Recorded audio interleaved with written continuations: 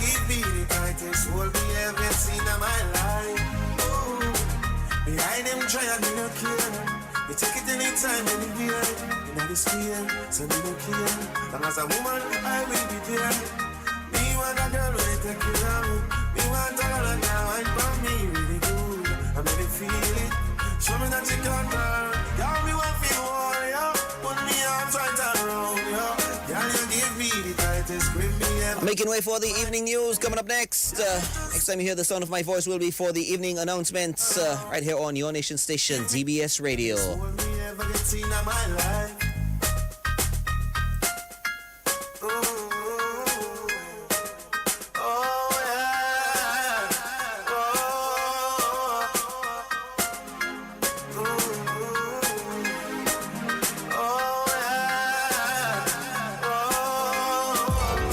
Always a better choice. My one and only station. DBS Radio.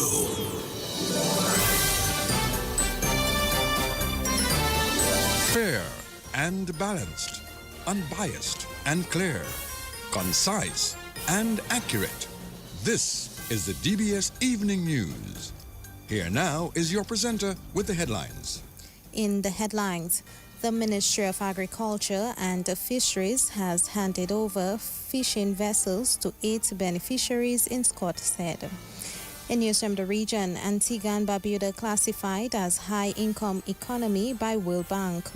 And internationally, U.S. President Donald Trump debuts new Air Force One on trip to Theodore Roosevelt's Mausoleum. Good evening, I am Leila Langford. Details of the news when we return.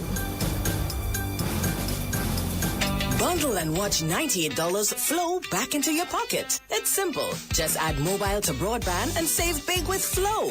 Get fiber fast Wi-Fi at home and all the data you need on the go.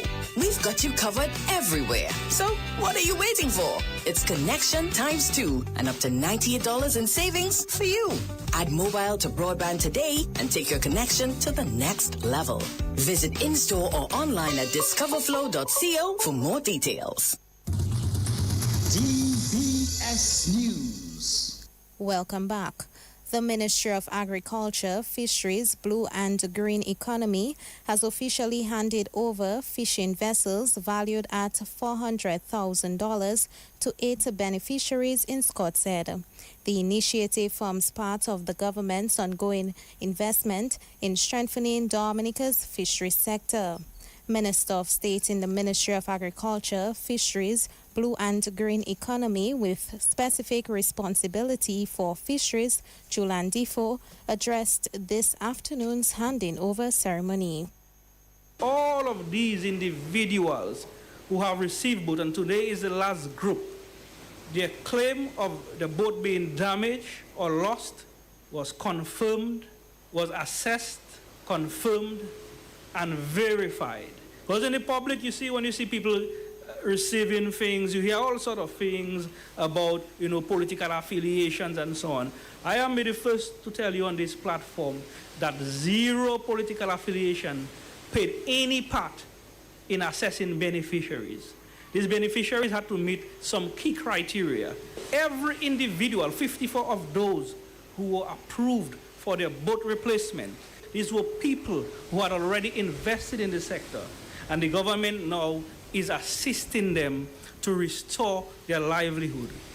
Minister of State in the Ministry of Agriculture, Fisheries, Blue and Green Economy with specific responsibility for fisheries, Julan Difo. Meantime, Acting Chief Fisheries Officer Waino Joseph, says this initiative is a testament of the government's commitment to supporting the fisheries sector. Today is an important occasion, not only for the beneficiaries receiving these vessels, but for the fisheries sector as a whole. This ceremony reflects our continued commitment to supporting the hardworking men and women who dedicate their lives to providing food for our nation, sustaining coastal communities, and contributing to the economic development in Dominica. Today's handing over ceremony is much more than distribution of boats. It represents a significant investment in the future of our fisheries sector and demonstrates our collective commitment in building a stronger, safer, more productive, and more resilient fishing industry. Most importantly, it is an investment to our people, our fishers, whose dedication and perseverance continue to sustain this vital sector.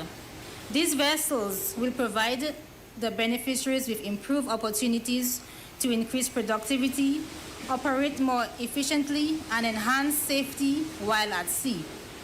They also represent another step in the government's ongoing effort to modernize in the fisheries sector and improving the livelihoods of fishing communities throughout Dominica. Acting Chief Fisheries Officer Wyner Joseph. Prime Minister Roosevelt Skerrit has pledged an initial amount of US $500,000 to support Venezuela's disaster response efforts following the devastating earthquakes that struck the country. A twin earthquake hit Venezuela on June 24, leaving thousands of families in distress and resulting in thousands of fatalities. Prime Minister Skerrit made this announcement during a press conference this morning. I wish once again to express the sympathy and solidarity of the government and people of Dominica to the government and people of the Bolivarian Republic of Venezuela following the devastating earthquakes that resulted in loss of life, injuries, and widespread destruction.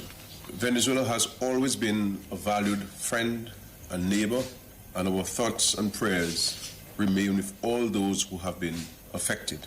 These tragic events remind us of the importance of solidarity and cooperation in times of crisis. There is no doubt this task is a huge one for the government and people of Venezuela. The government of Dominica has approved an initial donation to the Venezuelan government and people of US $500,000 that will go towards their disaster response. Prime Minister Roosevelt Skerrit. Health Minister Kasani Laville says healthcare remains free for all Dominicans 18 years and under and 60 years and over. He gave clarity to a recent document circulating in the public domain, which implies that effective immediately, patients who qualify for a government waiver, specifically those under 18 and over 60, will be required to pay 25% of the fee. Minister Laville made this statement to the media this morning. I wish to make it unequivocally clear that healthcare remains free for all Dominicans 18 years and under and 60 years and over, in keeping with the government's long-standing commitment to equity, access, and quality healthcare for all. The government's policy on this matter has not changed, and it is very clear. Our commitment is to do even more to provide better care to more people, expand access to healthcare services, and ensure that underserved and vulnerable populations receive the quality care they deserve despite their social or economic standing. Health Minister Kasani Laville. In other news, Prime Minister Roosevelt Skerrit is standing with Speaker of the House of Assembly, Joseph Isaac, following criticism that the Speaker endorsed the DLP candidate for Roseau North on the political platform. Mr. Skerrit told a press conference that Isaac has shown fairness in conducting the affairs of the House of Assembly. So one does not expect a speaker to be apolitical as a human being. But when you look at Honorable Joseph Isaac engagement in the House of Assembly, there's nobody in Dominica can say that he has not exercised his authority with fairness, with impartiality, and with great objectivity and the highest professional regard. And in our recent history, if you go back to the Hansa, don't take for what I'm saying, you will see that Honorable Joseph Isaac, the Speaker of Dominica, has demonstrated those principles with the highest level of integrity and consistency. As a matter of fact, I will tell you, there are times that I have felt that the Speaker has been hard on the government side. But I have always respected the separation of powers, that the executive, there's an executive and there's a legislature. And when the Speaker the speaker has to be given and treated with the highest respect. So even when I'm leaving the house for the afternoon, I send him a note asking his permission, even if I'm the leader of the house. But I respect the authority of the speaker. So I do not believe that the speaker appearing on a political platform takes away from the impartiality of the speaker. You've had speakers who have never been on platforms. And when you look at the Hansard, you will see naked politics being practiced on the speaker's chair. So I think we're making a lot of an issue. Prime Minister Roosevelt Skerrit, keynote speaker at the 2026 Wesley High School graduation ceremony, Mayor of Roseau, Her Worship Lucibel Matthew, has challenged the class of 2026 to stay open to possibilities. 21 students graduated from the Wesley High School this morning. Wesley High School has planted that roots and they have nurtured us to lead. So as you prepare to become doctors, engineers, teachers, entrepreneurs, politicians, or whatever field that you are aspiring to become, always remember that your work should not only bring you personal success, but also to uplift others. Know these two graduates, that your path will always have unexpected turns. You might find your true calling in a place you never thought you would look, just like I did, because when I graduated, I had this dream of becoming a teacher, but somewhere along the way, that changed, and I became a community leader and an entrepreneur. The main thing is staying open to possibilities, even when it does not match your original plan. As we reflect on this year's graduation theme, nurtured to lead, prepare to excel, be very mindful, graduates, to put God first in everything you do. Surround yourself with mentors and peers who aspire excellence, and your goals will be guided with strength. Keynote speaker at the 2026 Wesley High School graduation ceremony, Mayor of Roseau, Her Worship Lucibel Matthew. Meantime, 2026 valedictorian of the Wesley High School, Nigerian National Prospect Sunday, Omoya Jowo, shared her journey throughout Wesley High School. Some of us have been at Wesley High School 5 years, some 4, and others 3, like myself. We come from different places, such as the Caribbean, Africa, North America, and yet became one family. My own path included me. I was born in Lagos, Nigeria, and living in India, Angola, St. Vincent, Barbados, before coming to Dominica. Because of my father's pastoral assignments, moving and starting over became normal. There were times I felt overwhelmed and unsure of where I fit in.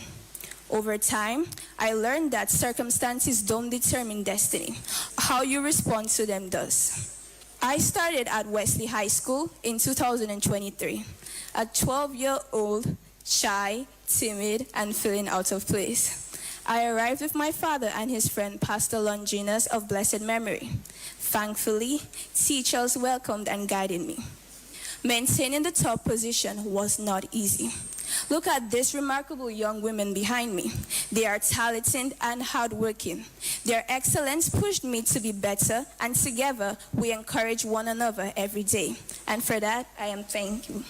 2026 valedictorian of the Wesley High School, Prosper Sunday Omoya Jowo. The salutatorian award went to Nayola Allen. Prime Minister Roosevelt Skerrit will leave state to attend 2 regional meetings this week. Among the meetings, the Prime Minister will participate in the 51st regular meeting of the Conference of Heads of CARICOM in St. Lucia.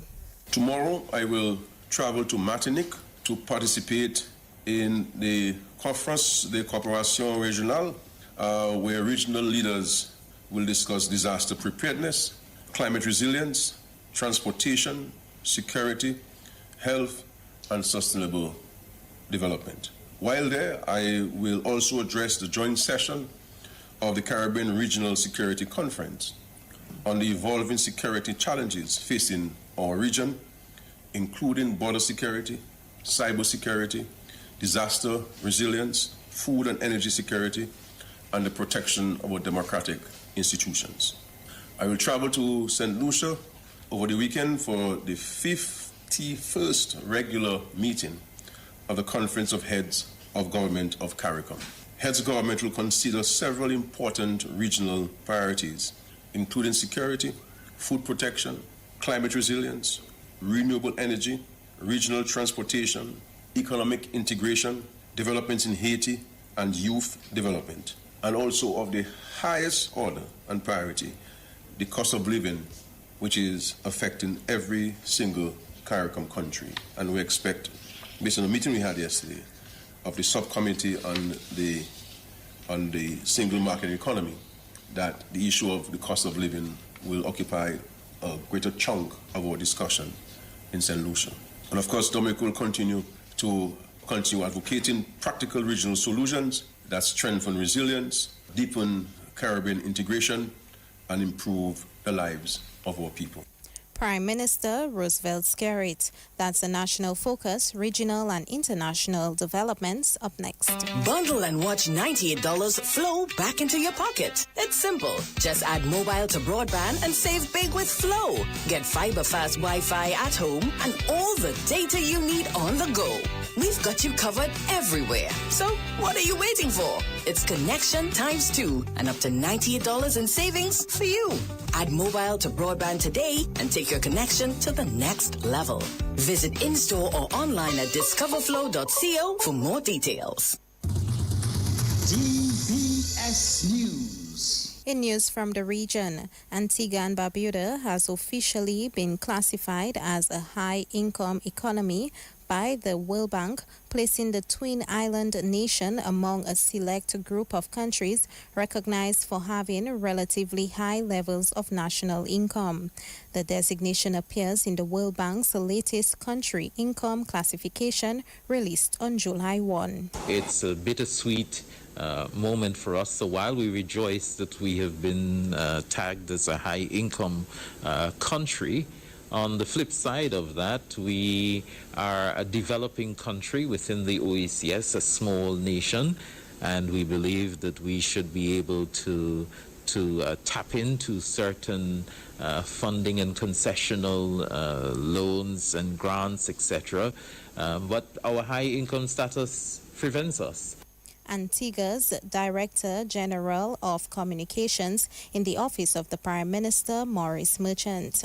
And internationally, U.S. President Donald Trump took his first flight aboard the new Air Force One, a luxury Boeing jet gifted by Qatar's government, and praised the aircraft, saying the U.S. could not build a plane like this.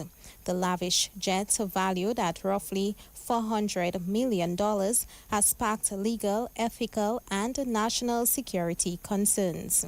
First flight of what I think is maybe the greatest commercial plane ever built. I said to Boeing, what's the best one? They said, this is the best plane ever built.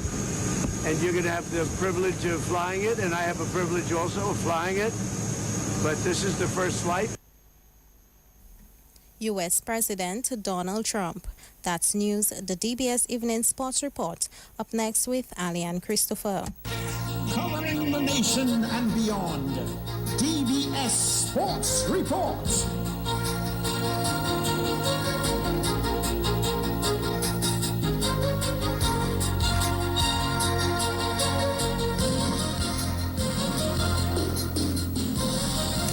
Well, good evening. Welcome to the Sports Report. England has set up a date with Australia in the ICC Women's T20 World Cup 2026 final with an impressive 40-run victory over South Africa today in the second semi-final. Scores in the match: England women 169 for 5. Nat Skiver-Brunt scored 75 from 47 and Heather Knight 58. That's M. Laba took 2 for 25 and Shabnim Ismail 2 for 31. South Africa responded with 129 for 8. Tasmin Brits 51. Lauren Bell claimed 2 for 28 and Charlie Dean 2 for 31. England women won by 40 runs. The ICC Women's T20 World Cup final will be held on Sunday, July 5th. West Indies women's all-rounder Aliyah Aline says there was a positive atmosphere within the camp despite the team's disappointing exit from the 2026 ICC Women's T20 World Cup. The Caribbean side's campaign ended with an 8-wicket defeat to Australia in the first semi-final. She said, however, that the West Indies failed to play their usual brand of cricket in the semi-final against Australia, adding that the Windies had no answers on the day. Yeah, I think the vibe in the camp was very good, to be honest. But I think when you look back at our campaign, we had a little ups and downs. I think when we lost against Ireland and we still was able to come to the semi-finals, I just think we didn't play our brand of cricket. And I think at the end of the day, Australia came out and came hard at us, and we had no answers. That is West Indies women's all-rounder Aliyah Aline. West Indies Test captain Roston Chase says the regional side is aiming to wrap up the series against Sri Lanka when the second test bowls off in Antigua on Friday. The Windies head into the match full of confidence after a commanding innings and 217-run victory in the opening test. A win on Friday would give the West Indies their first Test series victory over Sri Lanka since 2003 and their first series win in the Test Championship. Going into the second test, 1-0 up, the only thing we're looking for here is a next win to seal the deal and get our first win and first Test series win in the championship. So I think that's what's driving the guys right now. Everyone's looking forward for that first win, so I know the guys will be confident and excited to go out there and give the best performance for the team. And the Sri Lankans, I can't really tell you what they're going to change. I'm not really worried about them. We're going to focus on our strengths and what we did well in the game and what we didn't do so well that we can improve on. So I am just worried about what we're going to do. Yeah, we haven't lost to them at home ever, but we haven't beaten them in a Test series in 2003. For you to be the captain to possibly get over that line, what would that mean to you? It would mean a lot. It will mean a lot. As I said before, it's going to be the first Test series win. So it's going to feel good because last year we didn't win any series, we didn't win any games. So I think last year was a year that we want to put behind us. And to come and start this year in the first series that we have to get the win, I think that would be fantastic. Windies captain Roston Chase. The first ball bowls off at 10 a.m. in Antigua at the Sir Vivian Richards Stadium on Friday. The Dominica Tennis Association will host a summer tennis program for children aged 6 to 15 years running from July 13 to August 14th at the High Street Tennis Courts.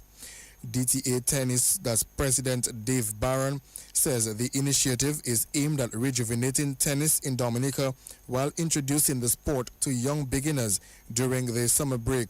The program follows recent coaching certification efforts and is part of the association's grassroots development push. This summer program is in trying to sort of rejuvenate tennis. If you recall, recently we had a coaching program where we had a few coaches start the entry-level coaching course, which is completed. And as moving forward, what we need to do is start working with our kids in terms of developing a tennis program for them. And we thought the summer time when kids are off have been an ideal time to get that done. So as a result, we've organized a summer program for kids basically from the age 6 to 15 to learn to play tennis. That will run from the 13th of July to the 14th of August. It's free for anyone who wants to participate or any parents who want to have their kids get involved, learn the sport of tennis. We'll have a couple coaches there to organize the program. And it will basically run in the afternoons from around 2:30 to 4, and that'll be all week, Monday to Friday. And we have ordered all the equipment, which are portable equipment that can be used for the program. So we've ordered the nets and we've ordered the special balls and everything for the kids, which is not the regular use, but special balls for learning. So we basically have everything set to run the program.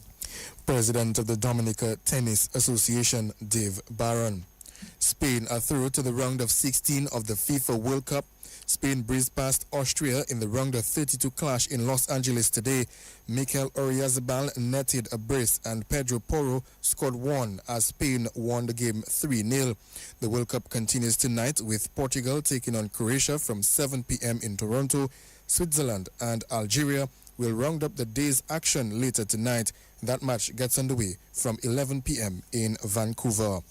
The Tarish Pit community is rallying in support for one of its football pioneers, Thomas Egbert Lambert, with a fundraising football competition scheduled for Sunday, July 5th. The event, which begins at 12 noon, is being organized to assist Lambert, who is currently battling prostate cancer.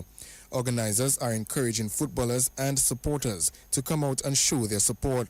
Member of the organizing committee, Ashworth Abel, says the fundraiser is the community's way of giving back to a man who played a major role in the development of football in Tarish Pit and the village's annual Small Goal League.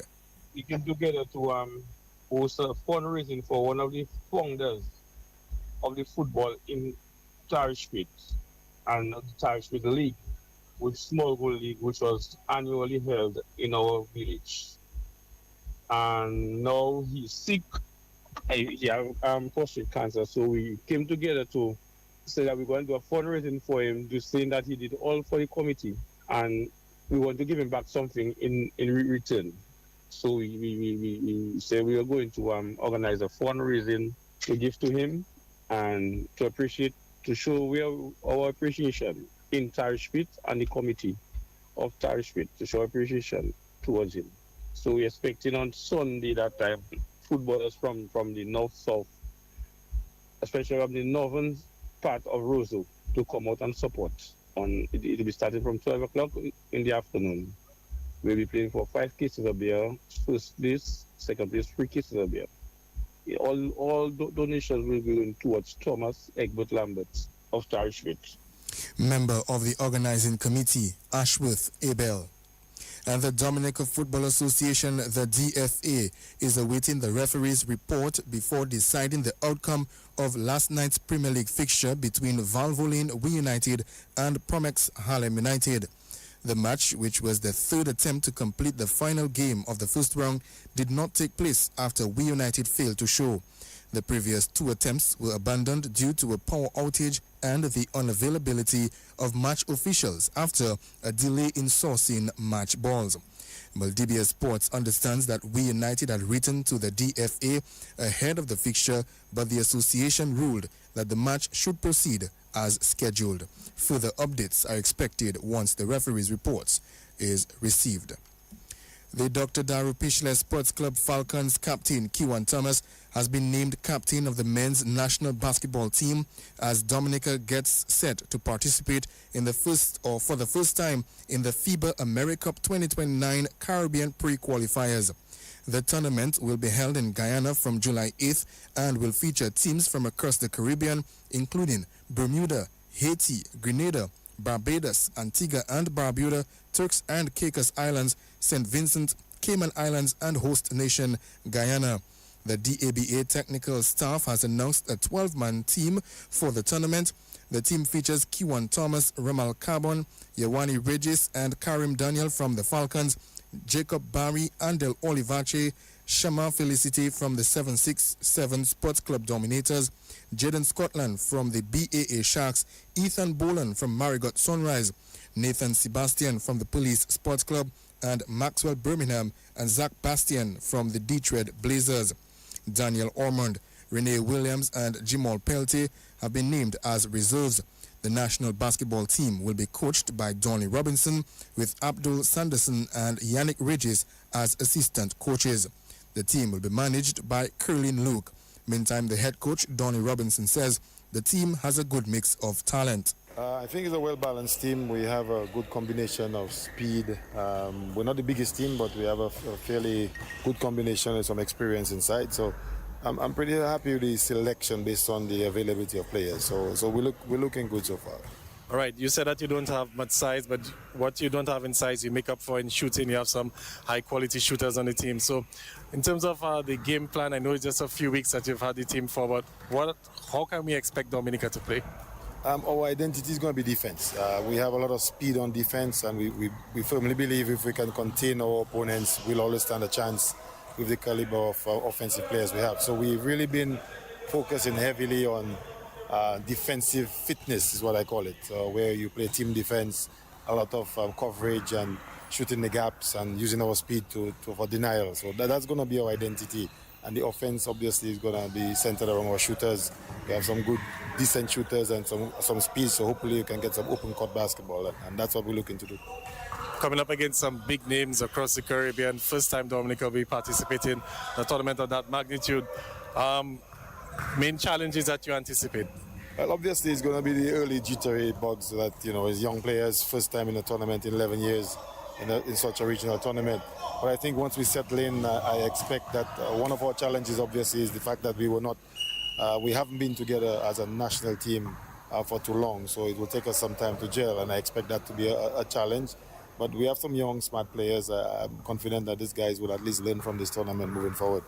And that is the head coach, Donnie Robinson. Dominica is set to participate in the Analysis Track and Field Meet for the first time in almost 10 years in St. Kitts this weekend.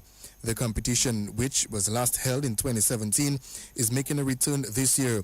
The Dominica Athletics Association and the Dominica Olympic Committee have announced a 9-member team to participate in the games. The team will feature shot putter Jamichael Teet. Also on the team will be Karim and Kuma John Baptist, who will participate in both the triple jump and high jump events. Nicole Williams will participate in the javelin, Keone Esprit in the 100 and 200 meter events, Akisha Luke in the 400 and 800 meter events, Jeriah Lewis and Jaden Joseph in the long jump. The team is being coached by Joel Hamilton. That's a wrap on this evening's Sport Report. I've been the presenter, Alian Christopher, from all of us saying good evening. DBS Radio gives you top quality service over any other for live streaming of funerals. Call us today at 448-3282.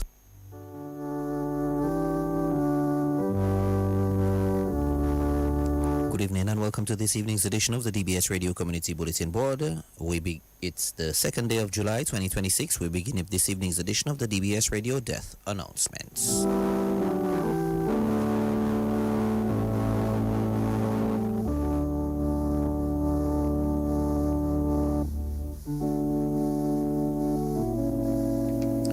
We announce the death of Mr. Oliver Walsh, better known as Tony or Tanto, age 63, of Solomon Lane, Goodwill, who resided at Cochrane. He died on Saturday, the 13th of June 2026 at the CHU Hospital in Guadalupe. He was the husband of Edrica Walsh. He was the father of Shara Walsh Roll, Shanika and Tony Walsh and Adowa Thomas. He will also be remembered by his grandchildren, Zane, Haley, Kaylee, Sharina, Arel, and Ajua. His godchildren, Minchi, Melissa, Kessler, Shana, Anisha, Tiffany, and Merlin. His brothers, Oliver, Totos, Mervyn, and Clayton Walsh. His sisters, Anita, Ruthina, Nathalie, and Louvain Walsh. Eve Hayden, Ava Hansen, Princess Samuel, Ivy Walsh, Silvano, and Marie Robin. Father-in-law, Richard Esprit. Son-in-law, Kimani Roll. Brothers-in-law, Paul Hayden, Reginald Hansen, and Reno Silvano. Sisters-in-law, Daphne and Hetlin Walsh, Melanie Sweeney, and Alex Esprit. Nephews and nieces to include Bibim, Carl, Steve, Dave, Jeff, Ivor, Anthony, Thomas, Sean, Mikel, Davin, Courtney, Kimon, Brandon, Jermaine, Lisa, Wendy, Shonda, Dichi, Cheryl, Kimana, Mayola, Kessler, Linda, Tiana, Brenda, Shania, Kelsey, Kersia, and other names too numerous to mention. Close family and friends: The Walsh, Esprit, Dover, St. John, Constant, Roll, Bedno, Scotland, Williams, Jerome, Richards, Alexander, Wade, Barnis, and Del Sol families. Other close family and friends: Rose, Nakia, Josiah, Philip and Ansmarie Marie, Ray Benjamin, Roslyn Augustus, Alex and Steve John, Baptist, Franco, Tijo, Jeff, Miller, Felixia, Roy, Danny, Johnny Garraway, Ruth and family, Juliet, Eddie, Sharon, Hansby, Dr. Curtis St. John, Dr. Curtis Sabruch, and staff of the National Development Foundation, and other relatives and friends, neighbors, and loved ones' names